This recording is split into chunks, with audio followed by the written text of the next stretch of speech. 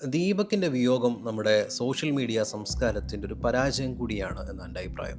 ഇപ്പോൾ ഷിഞ്ചിതയ്ക്കെതിരെ ആത്മഹത്യാ പ്രേരണ കുറ്റം ചുമത്തപ്പെടുമ്പോൾ, അറസ്റ്റ് ചെയ്യപ്പെടുമ്പോൾ നമ്മൾ ചർച്ച ചെയ്യേണ്ടത് ഇതിൻ്റെ നിയമവശങ്ങളും ഇതിനിടയിൽ രൂപപ്പെടുന്ന അപകടകരമായ ചില പൊതുബോധങ്ങളുമാണ്.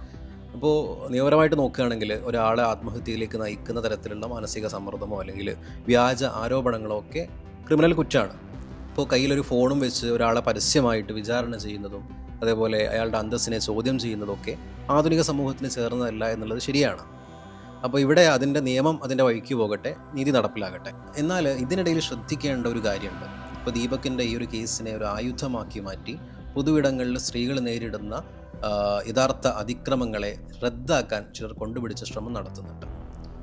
ബസ്സിലോ ട്രെയിനിലോ തങ്ങൾക്കുണ്ടാവുന്ന മോശം അനുഭവങ്ങൾ തുറന്നു പറയുന്ന സ്ത്രീകളെ മുഴുവൻ അധിക്ഷേപിക്കാനും അവർക്ക് ലഭിക്കുന്ന നിയമ സംരക്ഷണത്തെ പരിഹസിക്കാനും ഈ ഒരു സാഹചര്യം ഉപയോഗിക്കപ്പെടുന്നുണ്ട് എന്നുള്ളത് നമുക്ക് കാണാൻ പറ്റും. അപ്പോൾ സ്ത്രീകളുടെ അനുഭവങ്ങളെയും അവർ നേരിടുന്ന പേഴ്സണൽ സ്പേസ് വയലേഷനെയും ഒക്കെ ഒറ്റയടിക്ക് ഇല്ലാതാക്കാൻ ശ്രമിക്കുന്നവർക്ക് ഇതൊരു മുൻകൂർ ജാമ്യ ടിക്കറ്റാണ്.